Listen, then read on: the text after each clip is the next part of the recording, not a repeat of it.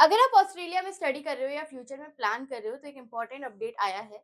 Australia government ने post study work visa यानी जो टेम्परेरी ग्रेजुएट वीजा है आपका, उसकी जो फीस है वो डबल कर दी है।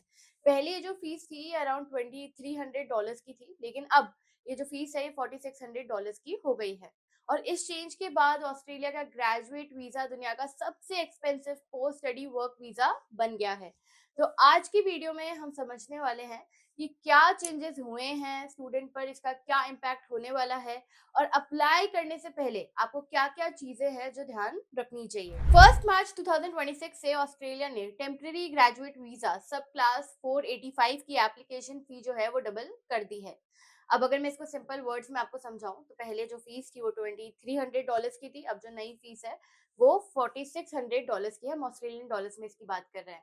अब अगर मैं इसको इंडियन रुपीस में देखूं तो इसकी जो रफली फीस है वो आपकी 3 लाख रुपीस के आसपास हो जाती है। अब ये वीजा इंटरनेशनल स्टूडेंट को डिग्री कंप्लीट करने के बाद ऑस्ट्रेलिया में स्टे और वर्क करने की परमिशन देता है।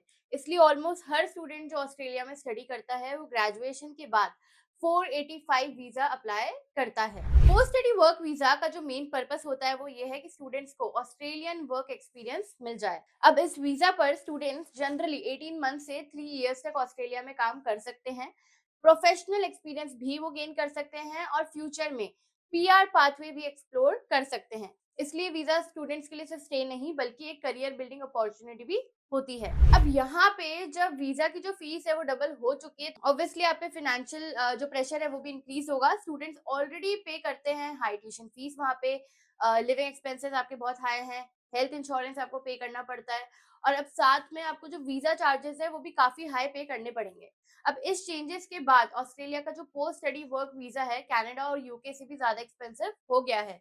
इसलिए कुछ एक्सपर्ट्स का ये मानना है कि फ्यूचर में कुछ स्टूडेंट्स ऑल्टरनेटिव कंट्रीज भी कंसीडर कर सकते हैं। अगर आप ऑस्ट्रेलिया स्टडी का प्लान बना रहे हो तो अप्लाई करने से पहले कुछ इंपॉर्टेंट स्टेप्स है, उसको फॉलो करना बहुत ज्यादा जरूरी है। सबसे पहले प्रॉपर फाइनेंशियल प्लानिंग करो, सिर्फ ट्यूशन फीस नहीं बल्कि कैलकुलेट करो आपका लिविंग कॉस्ट, आपकी वीजा की जो फीस है, अगर आप हेल्थ इंश्योरेंस पे कर रहे हो, इमरजेंसी फंड जो आपके हैं, तो इन सबको आपको कैलकुलेट करना बहुत ज्यादा जरूरी है। अब यहाँ पे आपको कोर्स भी ऐसा चूज करना चाहिए जिसका ऑस्ट्रेलिया जॉब मार्केट में डिमांड हो।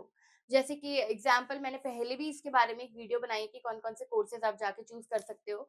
अब सबसे पहले आईटी हो गया आपका, जिसकी काफी डिमांड है, हेल्थ केयर में है, इंजीनियरिंग में है, कंस्ट्रक्शन रिलेटेड जो सेक्टर्स है, इन फील्ड्स की ऑस्ट्रेलिया में काफी डिमांड है। और अगर आप ये फील्ड्स में जाते हो तो आप बाद में पीआर पाथवे में भी अप्लाई कर सकते हो। इन दिनों में ऑस्ट्रेलिया जो है वो फ्रिक्वेंटली अपने वीजा पॉलिसीज जो है वो चेंज कर रहा है।